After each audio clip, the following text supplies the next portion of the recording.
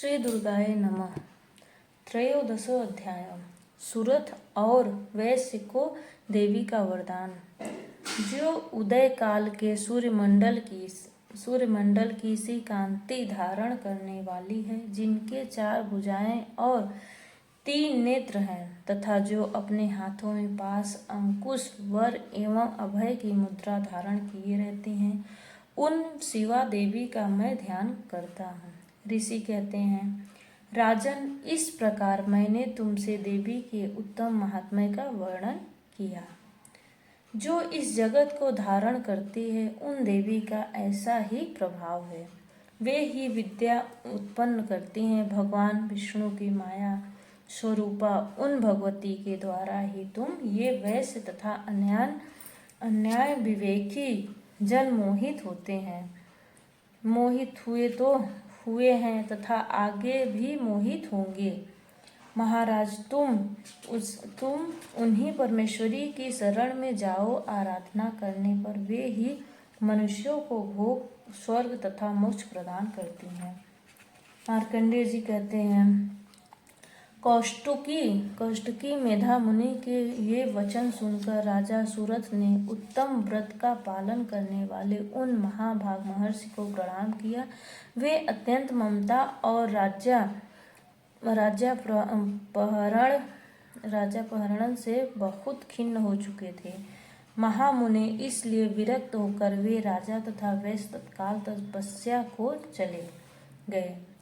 चले गए और वे जगदम्बा के दर्शन के लिए नदी के तट पर रहकर तपस्या करने लगे। वे वैश्य उत्तम देवी सूक्त का जप करते हुए तपस्या में प्रवृत्त हुए। वे दोनों नदी के तट पर देवी की मिट्टी की मूर्ति बनाकर पुष्प, धूप और हवन आदि के द्वारा उनकी आराधना करने लगे।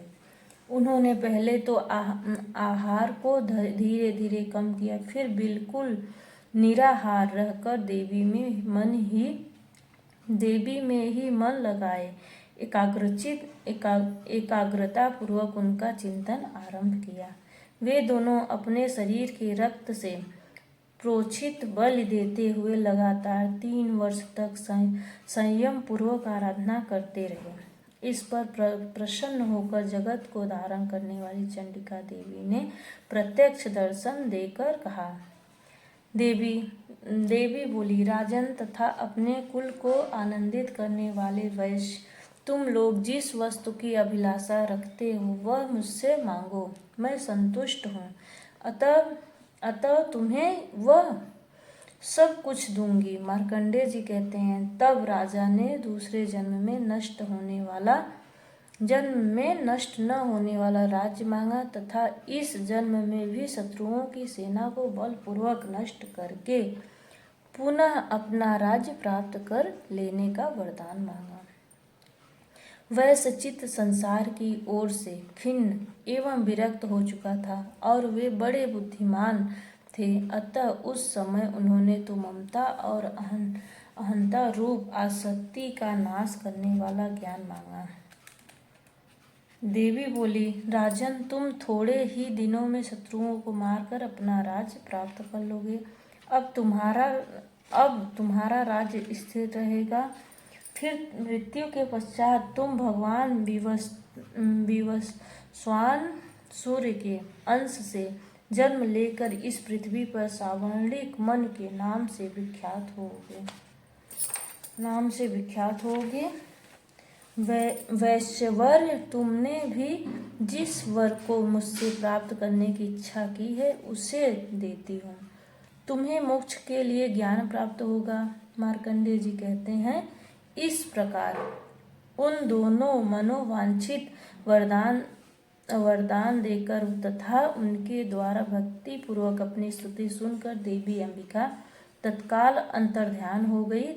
इस तरह देवी से वरदान पाकर क्षत्रियों ने श्रेष्ठ सूर्य से जन्म ले सावर्णिक नामक मन होंगे।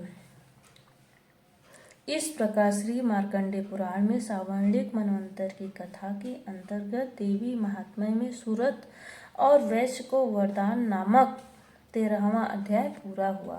बोलो माता रानी की जय। क्षमा प्रार्थना।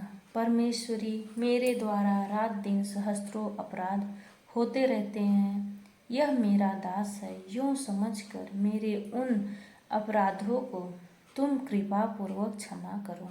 परमेश्वरी, मैं आवाहनम नहीं जानता, विसर्जनम करना नहीं जानता तथा पूजा करने का ढंग भी नहीं जानता। क्षमा करो देवी सुरेश्वरी, मैंने जो मंत्रहीन, क्रियाहीन और भक्तिहीन पूजन किया है वह सब आपकी कृपा से पूर्ण हो। सैकड़ों अपराध करके भी जो तुम्हारी शरण में जा जगदम्ब कहकर पुकारता है उसे